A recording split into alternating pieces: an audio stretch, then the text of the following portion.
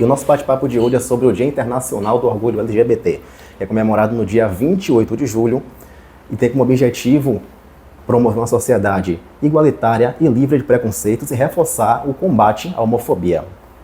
Para bater esse papo com a gente hoje, quem veio aqui foi Danilo Magalhães, que é o líder e presidente do grupo Realidades Coloridas aqui de Camaçari, um grupo genuinamente camaçariense. E eu queria saber de você, Danilo, conta a sua história, um pouco da sua história, fala um pouco sobre como se deu a formação desse grupo. Pronto. Só corrigindo, você falou do dia 28 de julho, é 28 de junho. De junho, isso mesmo, perdão. Tranquilo. Primeiramente, boa tarde a todos, a todas e a todes. Eu digo sempre que o todes tem gerado aquele problema das pessoas que questionam sobre a gramática, mas a gente tem que entender que a gramática ela é dinâmica, que vão surgindo palavras novas e vão deixando de existir algumas palavras já existentes, né? E quando a gente para perceber, as pessoas não estão preocupadas com a gramática, estão preocupadas com a não aceitação do outro, né? Assim, minha história ela começou muito por acaso. Eu realizei durante 6 anos, se não me falha a memória, a Feijoada Colorida aqui em Camaçari, que chegou a ser considerado o evento que abria a Parada Gay, que acontecia no dia da Parada Gay aqui em Camaçari, né? E a última edição a gente colocou em média acho que 1.500 pessoas dentro de um espaço. E aí, baseado nisso, eu fui convidado por um grupo político para fazer política partidária e para fazer militância pautada na garantia de direitos para a população LGBTQIAPN+. Perfeito. E aí eu fui e não consegui parar mais, né? Em 2011 eu estava lá na 2ª Conferência Nacional LGBT em Brasília. Em 2012 eu estava no 4º Seminário do Fórum Baiano LGBT em Ilhéus. Em 2013 eu estava em São Paulo no primeiro encontro de gestores públicos LGBT, né? Eu junto com Paulo Paixão assumimos a pauta LGBT na Prefeitura Municipal de Camaçari, isso no ano de 2013. Em 2014 participei da construção do Conselho Estadual LGBT, onde eu tive assento, mas enquanto suplente. E aí eu não parei mais, né? E agora, 10 anos após, eu volto ao Conselho Estadual LGBT, né? Assumindo a titularidade da cadeira de Arte e Cultura LGBT. Paralelo a isso, eu tenho feito algumas outras atividades, né? Eu fiz, em 2012, na festa de Arembepe, eu fiz um arrastão colorido, que foi um evento de conscientização e prevenção, né? A gente fazia a distribuição dos preservativos, porém, paralelo a isso, a gente também distribuía material informativo sobre as ESTs, né? Fiz também, o selo contra a LGBTfobia, quando o Marcelo foi atingido por tiros, né? Pelo simples fato de estar trocando carícias com o companheiro dele lá no bairro do Inocop. Ele sofreu agressão, né? Levou alguns tiros, ficou hospitalizado, mas graças a Deus não veio a óbito. E aí nós fizemos uma campanha lá no Inocop, criamos uma placa lá com identidade visual, falando que esse estabelecimento é contra qualquer tipo de LGBTfobia. Depois, ano passado, eu fiz Brechó da Diversidade. Eu recebi uma ligação de uma amiga pedindo um socorro, que tinha um menino de 17 anos que tinha sido colocado para fora porque a mãe e o pai não aceitavam a sexualidade dele, ou a homossexualidade dele, e colocou ele para fora. E ele foi morar na casa da tia, os 2 desempregados. E eu falei, a gente precisa fazer algo, eu preciso fazer algo de imediato, né? Eu digo sempre que a gente tem que parar de achar que a responsabilidade é apenas do Estado. Eu penso que é a responsabilidade nossa, enquanto cidadão. E aí eu tive a ideia de fazer esse brechó. As peças e acessórios elas não eram vendidas, elas eram trocadas por 2 quilos de alimentos. Consegui montar 30 cestas básicas e consegui ajudar 30 pessoas LGBTs e não LGBTs em situação de vulnerabilidade social. Essa é um pouquinho da minha história. E aí, conta pra gente, quando você se assumiu, assim, como foi o seu processo de aceitação? Você teve apoio da família, você teve apoio de seus amigos? Para mim, o maior tabu foi eu me auto-aceitar, eu me auto-reconhecer enquanto pessoa LGBT. Para mim era um tabu gigantesco, eu achava que era coisa da minha cabeça, eu achava que ia passar, eu achava que era uma viagem louca da minha cabeça, mas eu não tinha aquela consciência de que eu era uma pessoa LGBT. Aí eu tive uma relação com uma pessoa e foi essa pessoa que me fez eu me enxergar enquanto pessoa LGBT. E aí, graças a Deus, eu sempre tive apoio muito forte da minha família. As pessoas não soltaram a minha mão, ao contrário do que fala a família tradicional brasileira. Essa para mim é a família tradicional, é a família que não desampara os seus, né? Não dá para você falar tanto no discurso de família, família e família, e quando seu filho precisa de você, é que você solta a mão dele e joga ele para a rua criar. E eu sempre tive minha família do meu lado, minha mãe, meus irmãos, e graças a Deus nunca tive problema com aceitação ou não aceitação da minha família. Foi muito tranquilo isso. Tiveram organizações, grupos que foram cruciais assim para você? Sim, aqui em Camaçari, a gente tem o grupo gay de Camaçari, que foi as pessoas de Paulo Paixão e Paulo Tino, foi quem deram o pontapé inicial. Foi quem primeiro deram a cara para bater, e eu aprendi muito com eles dois também, né? Com Wesley, né, do Fórum Baiano LGBT, com Vinícius. Foram pessoas que também me deram régua e compasso para que eu pudesse caminhar, e pudesse trilhar o meu caminhar. E assim, o que você acha que ainda precisa mudar na sociedade para melhorar a inclusão e o respeito às pessoas LGBTs? Muita coisa. Sem sombra de dúvidas, né? Muita coisa.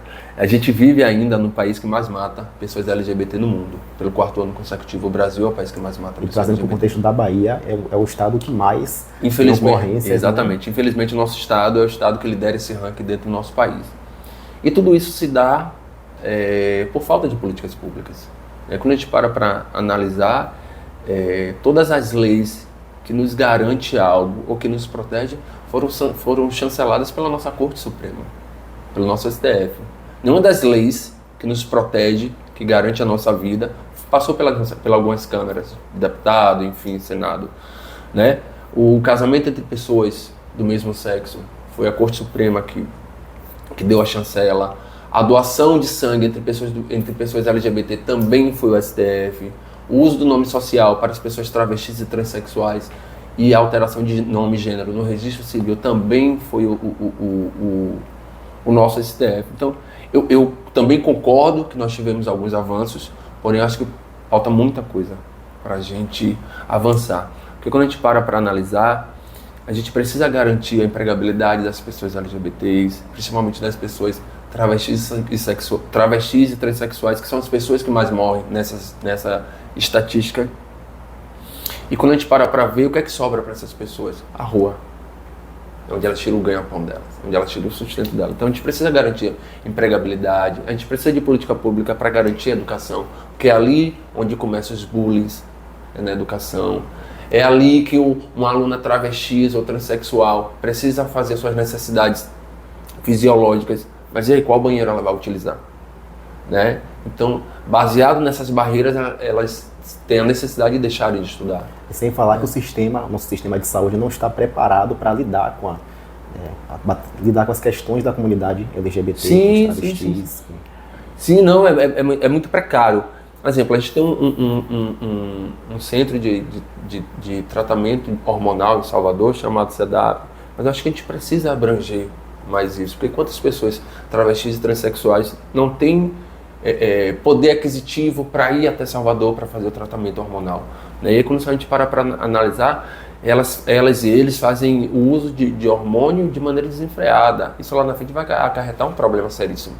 Então a gente precisa de um acompanhamento para essas pessoas, né? A gente precisa de acompanhamento psicológico. Quantas pessoas que sofrem ali no seio da família, pela não aceitação da família, pela questão da religiosidade, pela sociedade, pela família, e quantos tiram a própria vida? Porque não tem um acompanhamento psicológico, não tem um acompanhamento. Então a gente precisa também garantir a moradia para essas pessoas. As pessoas LGBTs, elas não estão no perfil que é imposto para os programas habitacionais do governo, né? Porque quando a gente para analisar, o programa, o critério principal são mães solos. A maioria dos LGBTs não são mães solos, né? Então aí o que é que acontece? Alguns assistentes sociais têm que fazer alguma manobra para poder garantir o acesso dessas pessoas LGBTs ao programa Minha Casa Minha Vida. Então a gente precisa mudar muita coisa, né? E avançar e continuar avançando. Muito longe eu acabei, quando eu estava sentado na recepção, eu estava vendo ali depois de 20 anos de luta na Tailândia, agora que foi aprovado o casamento entre pessoas do mesmo sexo. Eu digo sempre que se hoje eu tenho uma ciência médica e odontológica, é porque o STF garantiu que eu pudesse casar, né? Meu esposo trabalha em empresa privada, eu sou servidor público, né? Meu esposo trabalha em empresa privada, foi o que me fez garantir a ser dependente dele no plano de saúde e plano odontológico, né? Graças ao STF. Verdade. E o que você queria que as pessoas soubessem sobre como é ser LGBT?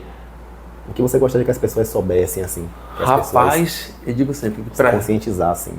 Pra mim, que sou LGBT, sou preto e sou de religião de matriz africana, eu digo que a gente tá na xepa do que a sociedade acha que é bom, que é válido pra eles, né? Mas, rapaz, ser LGBT no Brasil, que é o país que mais mata LGBT no mundo, é você matar um leão por dia, velho. Certeza, sem sombra de dúvida. É você sair sem saber se você vai voltar para casa, é você sair sem saber se você vai sofrer algum tipo de violência, seja ela verbal ou física, né? É muito disso.